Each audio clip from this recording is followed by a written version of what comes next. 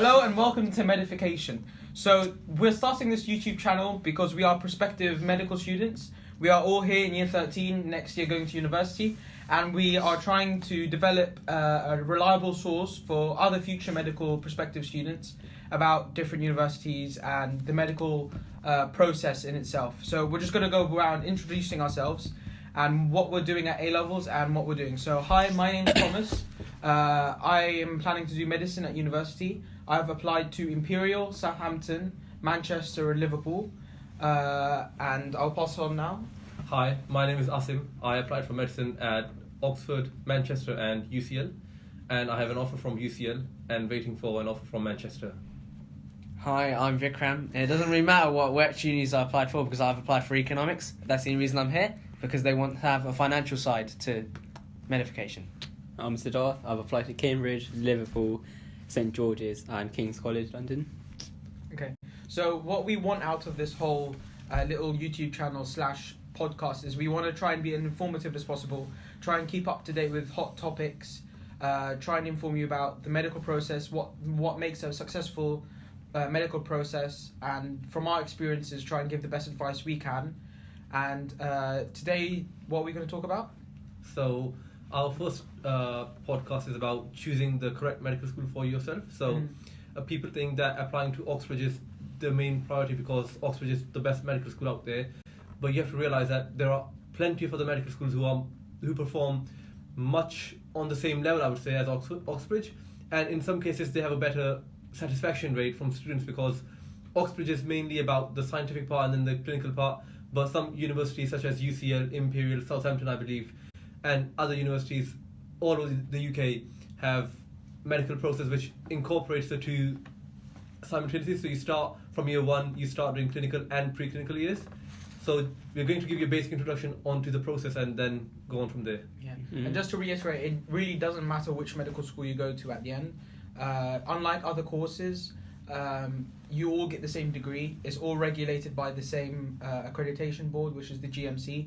So it really doesn't matter. You all come out with the same degree. And when you're a junior doctor, no one's going to ask about which university you went to. So you just pick the university where you think you can develop best as your character and will make you the best clinician that you think you can be. So should we just start expanding on, I think there's 3 types of teaching at medical schools. So there's integrated, there's PBL, and then there's traditional. So does anyone want to start on one of them? Okay, so I'll start off with traditional, So traditional is more of, tend to be the older universities, which were founded earlier on. So, generally Cambridge and Oxford are, the 2 well-known universities which teach in a traditional style. So what that incorporates is that you have 2 aspects of a university, so preclinical and clinical. So the first 3 years of your university degree incorporates, learning the sciences and, it's very science-based. So, learning how the body works and different aspects of it. And that develops your scientific knowledge. However, the last 3 years, so the clinical studies, is basically understanding how to apply those knowledge that you've gained in a clinical setting and, expanding and working on your surgical skills, essentially. So, there are several advantages and disadvantages. One being that if you're really intrigued by the scientific course, I think this might be the course for you and teaching style. However, it tends to be a very regulated way, so sometimes it's very monotonous the first 3 years, just constantly going to lectures and not having essentially the social skill of medicine, social aspect, so that can be quite boring and tedious at times, but essentially you have to choose if this sort of teaching is correct for you because, you're going to follow this pattern for 6 years essentially, so it's a long-term commitment, so yeah. Do you want to give examples of universities that do that? Yeah, so as I said, Oxford and Cambridge are, the 2 primary unis which incorporate this sort of teaching. I think these are the main unis which, as per my understanding, these are the main unis. These 2 are the only medical schools which actually do separate it, because all the others like Imperial, UCL, Edinburgh, they all have integrated courses. So I believe just focusing on preclinical is Manchester, Oxbridge, which is Oxford and Cambridge. Yeah. Also, other universities, you can have preclinical, but you can do it for 2 years. So there's the 3rd year is not compulsory for you, such as at Manchester. You can do a bachelor's or master's, but you don't have to do it. So therefore, you only do the science for the first 2 years, then you move on to clinical aspect. So yeah. Yeah. So we talked about traditional there. Mo, do you want to talk a little bit more about integrated? Yeah. So integrated course is basically combining the two that Siddharth talked about, how you combine the first, second, third, and the fourth, fifth, sixth years. So they all combine it usually. What happens is, so you take the traditional aspect from traditional courses and you take the PBL or the case-based learning aspect, CBL aspect from other courses, and you combine them together. So the perfect example I can give is UCL and Manchester, because I applied there.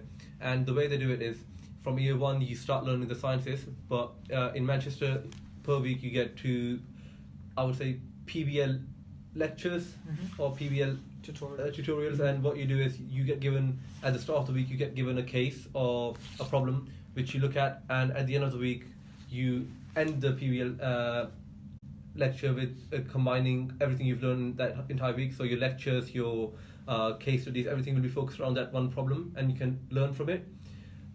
I believe this course gives you more benefits because you actually learn more hands-on. You can talk to patients, you talk to doctors and nurses and stuff, which gives you a greater insight as to how doctors work in a real life. Okay. Apart from in traditional course, you're just learning the science for the first 3 years, and like I said, it might be a bit too tedious for some people because it gets boring and repetitive at times, and sometimes stressful. So I believe that combining it with the practical side of medicine from year one can help you develop more as a doctor in the future, and gives you more insight as to how doctors work. Okay. Yeah, and then the last type is PBL. So PBL is problem-based learning, and as Mo explained, it's basically when you get a case and then you essentially, instead of having a lecture where you just learn the notes and everything, you're working the other way around, where you're trying to ask questions and develop on those questions and work your way backwards so you're trying to build basically an understanding on clinical need and what is necessary, rather than just the sheer volume of knowledge. That's something that a lot of people criticize Oxbridge about, where they say there's a lot of information that you learn that you don't need, and PBL maybe focuses more on that. Some people don't like it though, because it requires you to be a lot more social, and you need to talk a lot more. There's a lot more sessions, maybe less lectures, but I think a lot of people prefer this like integrated, where it's a mixture of the two. So you get a bit of both worlds, and stuff like UCL, like Mo said, Manchester, Liverpool, Imperial also. Some unis prefer this like integrated system. So I'll pass now on to Vikram. So Vikram's just going to discuss a little bit what he wants to intend to do with his economic knowledge with this channel. Yeah, well, as a lot of you would know, the UK is completely changing financially, especially because of Brexit, changes in political, domestically and overseas, political views, I should say. And the impacts primarily we're going to look at is obviously on the NHS, possibly as well on the funding that goes towards the education system for medics. Because, as we all know, one of the major components of why people wanted Brexit wasn't just the immigration control, but it was also to do with the fact that the NHS's funding goes up, and with less demand on the NHS, you're probably going to get more money, more capital per person. So there's definitely influences today in the media that you'll be reading about in BBC News or wherever you read, and you have to be aware of that for your interviews. And it's something they could ask you about. You need to be up to date with current events, and that's hopefully what we can do. We can teach you that, obviously with a slight delay, but hopefully we can keep you up to date. Yeah, so that's something else we'll try and bring to this channel, keeping up to date with like hot topics, and we'll probably discuss them, and that will probably give you some better knowledge when it comes especially to interviews. Just a quick reminder though that like there's a lot of things that you have to take account when coming to choose which medical schools to apply. So thinking about what grades you have, how competitive that university is.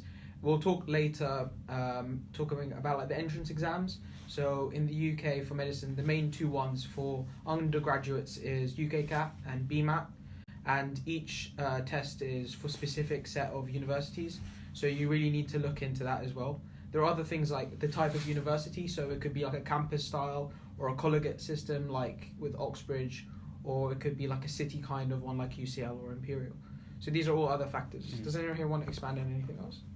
So this channel will actually cover a various broad range of topics, particularly with specifically how to get into medicine rather than, the actual medicine itself, which you'll learn when you're there. So we will, as Tom said, give you good advice and hopefully some guidance towards how to get into highest percentiles with BMAT, UKCAT, how to ensure that you're applying for the right unis. So we will be reviewing universities, and you guys can watch those. There will be short videos that we will be posting on our channel, and they will help you know which universities are right for you, and specifically with your predicted grades.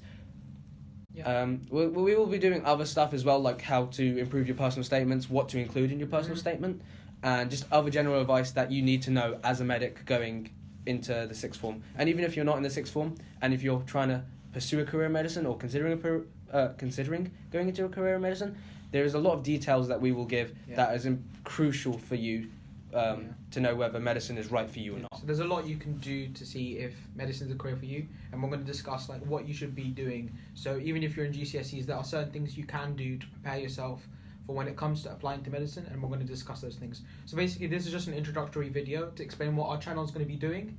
If you have any questions, you can leave it down in the comments, and we'll try and get to them.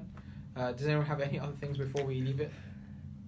No, I would say if you are an aspiring medic and you feel like you don't possess the capability of becoming a doctor because either it's the academic requirements are too harsh, like getting an A star for you isn't possible, you have to realize that certain universities do offer a lower grade, so contextual offers. They give you those if you come from a poor background or if your school's underperforming and stuff. And there's never a time for you to not do medicine. You see people who are 25, 26 and they're still going to medicine by the graduate entry route by doing bachelor's and master's. So you have time, don't give up and keep working hard for a dream and it will come true, hopefully. It's not a first time thing. There's a lot Yeah. of people that retry doing it, and it's a long process overall. So maybe not getting in the first time is not the end of the world, even though it might seem like that. Yeah. So just you need that constant motivation and perseverance. But I think that's something that we'll look into later on. Siddharth, do you have any final remarks? Yeah, so basically just ensure that there's a lot of factors that you need to take into account before you enter such a career, because other careers might be difficult, but medicine is such a career that involves a lot of commitment, not only for a short period of time, but it's basically dedicating your entire life to this career, because once you get into it, it's constant service to this people, and it's not something that you're looking for yourself. And many people are not, this factor doesn't exactly appeal to many people. So before you enter this route, you should consider many factors, because once you're into it, it's very difficult to leave, and essentially you're not going to be able to perform at your best ability if you're not focused and dedicated to this career. So yeah. Okay. But we should come on to those factors in the future videos. Thank you for watching. Make sure you leave a like and subscribe. Yeah. And I know you didn't, because that persuades no one. So just subscribe. You don't have to like the video.